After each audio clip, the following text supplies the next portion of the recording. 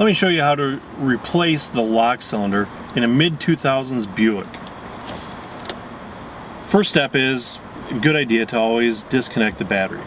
We're going to be turning the key to the run position and also the crank position, and we really don't want the car to start while we're in the middle of the process. So in this case, we've disconnected the battery.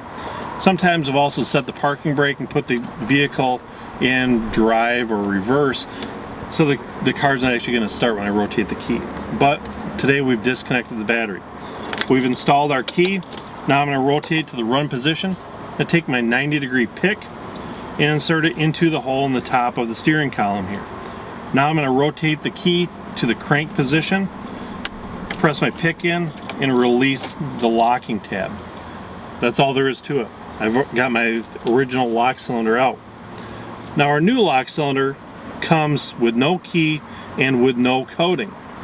So what we're going to need to do is refer to our lock cylinder video on how to recode a lock cylinder.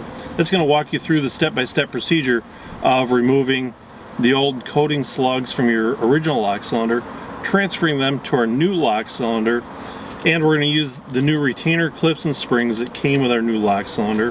What that's going to allow us to do is reuse our original key in our new lock cylinder, and that's important for a couple reasons. First off, you don't need a new key. Second off, this particular GM product is equipped with what's called a passkey 3 theft system. You can tell by the PK3 stamping on the blade of the key. We'll also notice the passkey 3 module here on the steering column. How the system works essentially is there's a chip inside of this key. When you insert the key into the lock cylinder, it wakes up, sends a signal to the passkey 3 module. Now, because they've already been learned or mated or introduced to each other, it recognizes this as a valid key, passes that information along to the body control module and the engine control module, so the vehicle will crank and start.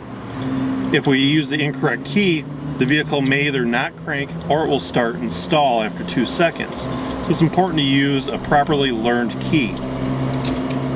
Well, once we've transferred our stuff over to our new lock cylinder, we simply plug it back in and we're good to go. We don't have to do any relearn procedure or anything like that because we're using the original key yet. If we were going to use a new key, let's say you went to the store and had it cloned or a new key cut, we're going to have to learn it to the system.